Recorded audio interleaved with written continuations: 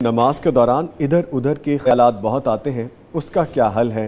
براہ کرم رہنمائی فرمائیں۔ اللہ کے نبی صلی اللہ علیہ وسلم فرماتے ہیں کہ اذا نودی بالصلاۃ، جب اذان ہوتی ہے ادبر الشیطان ولہ ذرات، تو شیطان کی خوف کے مارے ہوا خارج ہو جاتی ہے اور وہ بھاگتا ہے شہر چھوڑ کے۔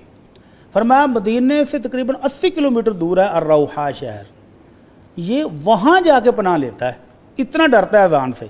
اس لیے جس گھر میں جن اور جادو کا اثرات ہو، وہاں وہ جو معلمین ہیں وہ کہتے ہیں کہ اذانیں پڑھو۔ تو اذان سے یہ خوف کھاتا ہے، بھاگتا ہے، ہوا خارج ہو جاتی ہے اس کی، لیکن جیسے اذان ختم ہوتی ہے تو بھاگتا ہے نمازیوں کو وسوسے ڈالنے کے لیے۔ اقامت شروع ہوتی ہے تو پھر دوڑ جاتا ہے، اقامت ختم ہوئی، جیسے ہی نماز شروع ہوئی تو یہ آ جاتا ہے، ایسی ایسی بھولی ہوئی چیزیں یاد کرواتا ہے، ایسی ایسی پلاننگ نماز میں کراتا ہے کہ اللہ کے نبی صلی اللہ علیہ وسلم فرماتے ہیں کہ وہ بندہ شیطان کے وسوسے ڈالنے پر یاد کرتا رہتا ہے حتیٰ کہ یہ حالت ہو جاتی ہے کہ اس کو یاد ہی نہیں رہتا کہ کتنی رکعتیں پڑھی ہیں، سجدہ بھی کیا ہے کہ نہیں، تشہد بیٹھا تھا کہ نہیں۔ ایک دم جب وہ اپنی ہوش میں واپس آتا ہے تو پتہ ہی نہیں کہ نماز میں ہے کہاں۔ تو آپ نے فرمایا کہ یہ نماز کے لیے ایک اسپیشل شیطان ہے جس کا نام ہے خنزب، اس کا کام ہی یہ ہے کہ نمازیں خراب کرے۔ تو آپ نے فرمایا جب کسی کو یہ محسوس ہو، اور صحابہ میں بھی تھے جن کو ایسا ہوتا تھا، حضرت عثمان بن ابی العاص رضی اللہ عنہ آئے، کہنے لگے اللہ کے رسول میں نماز پڑھتا ہوں تو شیطان ایسے ایسے برے وسوسے ڈالتا ہے کہ نماز ہی خراب کر دیتا ہے۔ تو آپ نے فرمایا جب بھی وہ خنزب آئے آ کر نماز خراب کرنے کی کوشش کرے تو تم اعوذ باللہ من الشیطان الرجیم پڑھ کے تو بائیں طرف ایسے تھوڑا سا مڑ کے تھتکارنا، ہلکا سا لعاب ہوا کے ساتھ ادھر پھینکیں تو یہ ذلیل و خوار ہو کر بھاگ جائے گا۔ تو حضرت عثمان رضی اللہ تعالیٰ عنہ کہتے ہیں کہ اس کے بعد پھر میری نماز سیٹ ہوگی، پھر یہ آنا بند ہو گیا۔ تو اس کے نماز کے علاوہ بھی یہ شیطان جو ہے یہ انسان کو وسوسے ڈالتا ہے۔ صحابہ کرام آئے، کہنے لگے اللہ کے رسول ایسے ایسے خطرناک وسوسے آتے ہیں کہ زبان پر لاتے ہوئے بھی ڈر آتا ہے کہ یہ کیا میرے دل میں خیالات آ رہے ہیں۔ تو آپ نے فرمایا واقعی ایسے خیالات آتے ہیں؟ کہنے لگے جی ہاں اللہ کے رسول بڑے خطرناک خیالات ہیں۔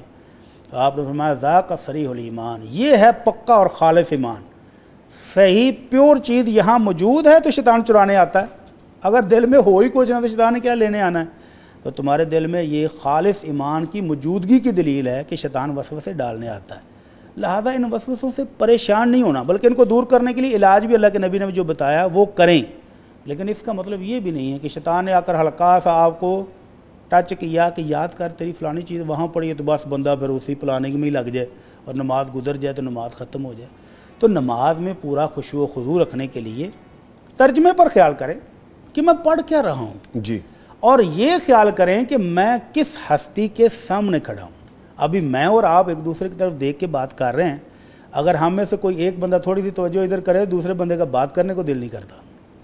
تو اللہ کے نبی صلی اللہ علیہ وسلم فرماتے ہیں اللہ کی رحمت نمازی کی طرف متوجہ ہوتی ہے جب تک وہ نماز میں غور کر کے اللہ کے سامنے کھڑا ہے، اللہ سے التجائیں کر رہا ہے۔ جب وہ پوری طرح محو رہتا ہے تو اللہ کی رحمت بھی اس کی طرف متوجہ رہتی ہے، اور جب وہ خیالات کی وادی میں مگن ہو جاتا ہے، ادھر ادھر گیا، تو اللہ کی رحمت بھی پھر اٹھ جاتی ہے، وہ بھی سائڈ پہ ہو جاتی ہے۔ ٹھیک ہے۔ تو اس لیے اس بھائی کو ایک تو نماز کے ترجمے پر خیال کرنا چاہیے، اور یہ ذہن میں بٹھا کے کہ میں کھڑا کہاں ہوں، اللہ کے سامنے کھڑا ہوں، تو پھر اس کے سامنے کیسی گریہ زاری ہونی چاہیے، اس کو دل میں بٹھا کے نماز پڑھے تو وسوسے نہیں آئیں گے، اور اگر آ جائیں تو اعوذ باللہ من الشیطان الرجیم پڑھ کے بائیں طرف 3 دفعہ تھتکار دے تو انشاءاللہ یہ وسوسے آنے بند ہو جائے۔ بڑی صاحب نماز کے دوران بھی کیا جا سکتا ہے؟ یہ نماز کے دوران ہی کا ہے، آپ نماز پڑھ رہے ہیں، نماز کے دوران ہی آپ اپنی بائیں جانب، ساتھی پر نہیں جو پساد کھڑا ہے، بلکہ اپنے اس کندھے کی طرف بائیں طرف منہ کر کے ہلکا سا، اس میں کوئی لعاب زیادہ نہیں گرا،